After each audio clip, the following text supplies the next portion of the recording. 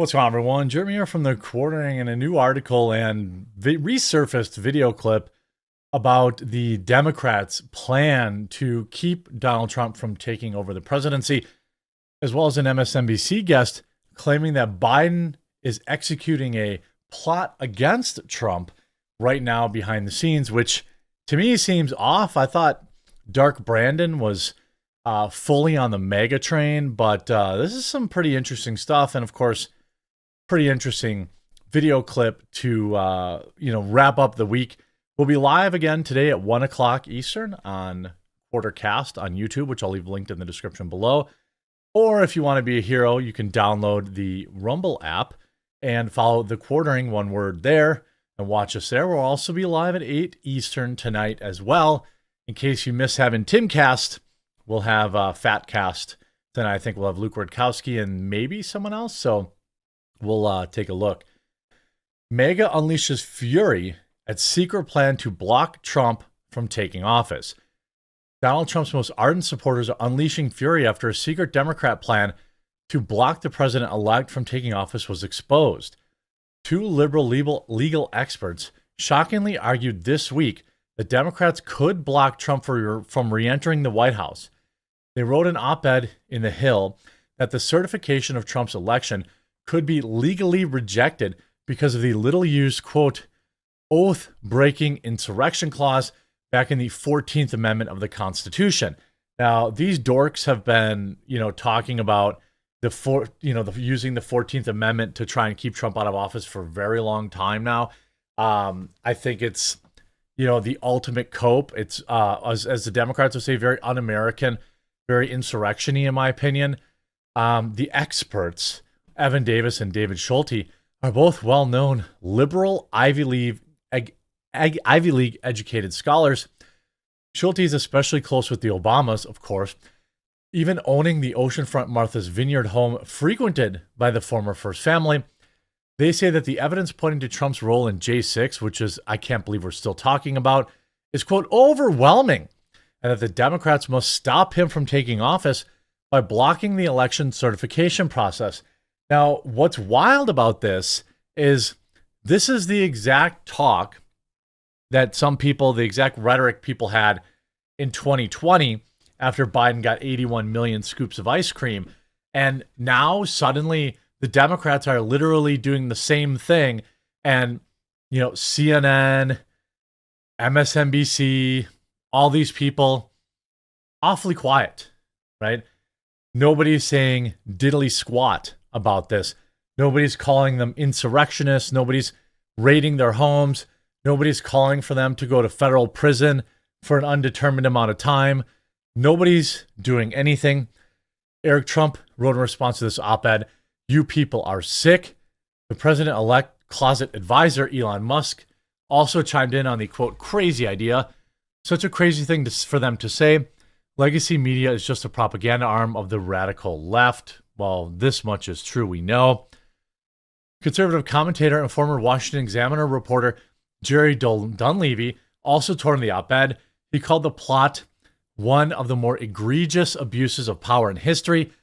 The former editors-in-chief of Columbia Law Review and the Yale Law Journal want Congress to engage in what would be among the most egregious abuses of power in history of the Republic by overturning the Democratic election, blocking a duly elected president from office. I mean, isn't it crazy?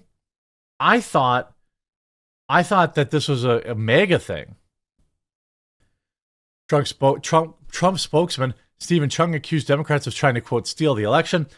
Oh, look, Democrats want to steal this and invalidate the will of the American people. Threat to democracy. He wrote on X, obviously using their words against them. Sounds like The Hill is endorsing insurrection. Yes, try blocking the inauguration of the president who won the popular vote and the Electoral College. Let's see how that goes for y'all. Former Democratic politician John Delaney even agreed that the plot is nonsense and said Democrats must reject it. Trump won in a fair democratic process, he added. If Democrats follow the advice laid out by Davis and Schulte, they would have to disrupt the certification of the election on January 6th. I mean, everything these people accuse you of, they do themselves. Isn't that true? Isn't that how it goes? Everything, and I mean everything, the left accuses the right of. Now, look, were there some people that were acting the fool, so to speak, on January 6th? Yes. The most of the people there were peacefully protesting, the overwhelming majority of them. And certainly a lot of the people that are in prison right now had nothing to, I believe are being imprisoned simply because of their political ideology.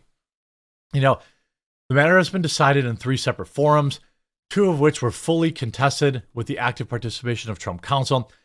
Davis told Newsweek that Democrats will consider taking action to keep Trump out of the office because they already voted to impeach him over J6. We wrote a piece to encourage the attention of the Constitution, either by rejecting electoral votes by a 2/3 vote, which they're not going to get, to remove the disability, he said. The politics are intense, though the law is clear. Should Trump be certified, unless the disability is relieved, his administration will labor under a cloud of illegitimacy, he went on to say. Nobody actually thinks that. I mean, he won the popular vote in an absolute blowout. A blowout. So I don't really know what these, what do you mean a cloud of illegitimacy, right? And then we go to, here's this old videos, propaganda machine. The Hill is now planning an insurrection to stop President Trump, demanding Congress use the 14th Amendment to block Trump from taking office in January. Either Representative Jamie Raskin, earlier, Democratic Representative Jamie Raskin had previously stated that Congress would use the 14th Amendment. Now here's Raskin saying it on video. What can be put into the Constitution can slip away from you very quickly. And the greatest example going on right now before our very eyes is Section 3 of the 14th Amendment, which they're just disappearing with a magic wand, as if it doesn't exist, even though it could not be clearer what it's stating. And so, they want to kick it to Congress. So it's going to be up to us on January 6, 2025, to tell the rampaging Trump mobs that he's disqualified. And then we need bodyguards for everybody in Civil War conditions, all because the 9 justices, not all of them, but these justices who have not many cases to look at every year, not that much work to do, a huge staff, great protection, simply do not want to do their job and interpret what the great 14th Amendment means. And I'm glad that Sherilyn's creating her new center so we can bring that. What can be put into the Constitution can slip away from you very quickly. And the greatest example going on right now before our very eyes is Section 3 of the 14th Amendment. This guy is obviously unhinged, like most Democrats. But at the end of the day, these people are basically, wanting to delegitimize or, they want insurrection, right? That's what they want, that's what these lunatics want. And then we have this article. MSNBC guest claims that Biden is executing stunning plot against Trump. Matthew, it's been a busy week for the president. We're talking about the commutations that came at the end of last week, but we had many bills signed by the president. There's also the issue of more judges. He vetoed that bill. We have the bald eagle now officially the bird of the United States. What do you expect to see him do in the next 3 weeks of lasting effect? Nothing.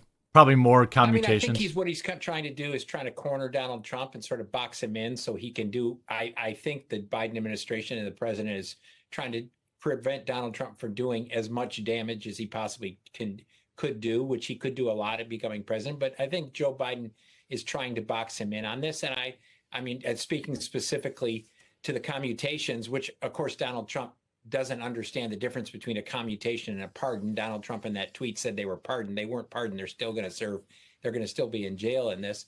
And well, they should be dead. A lot from the president's Christianity and outlook on the world, because I'll tell you, me personally, as a Christian, I'm opposed to the death penalty. They're trying to rebrand Joe Biden as like this guy who's opposed to the death penalty, except he's not. He didn't end the death penalty. He left several people on death row.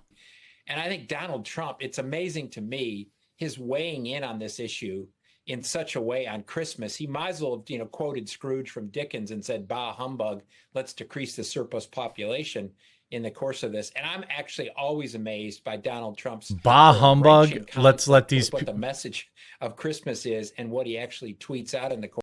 I mean, bah humbug. These people that removed kids from the planet should also be, what do you mean? MSNBC analysts claim Joe Biden is using his last days of the White House to do anything he can to, quote, mitigate the damage of a Donald Trump presidency. Political consultant Matthew Loser made the comments on Thursday's episode of MSNBC Reports after host Richard Liu asked how he thought Biden was handling his last days as president. I mean, he's not, I don't think, first of all, let's be real. He's not doing anything. Joe Biden is not doing anything. Like Joe Biden, not doing a single thing. Okay, so it's, if you want to talk about what is the deep state doing, what is the powers that be that are, pulling the strings on Joe Biden, sure, they're probably trying to hamstring Trump. That's why they're, selling off pieces of the border wall.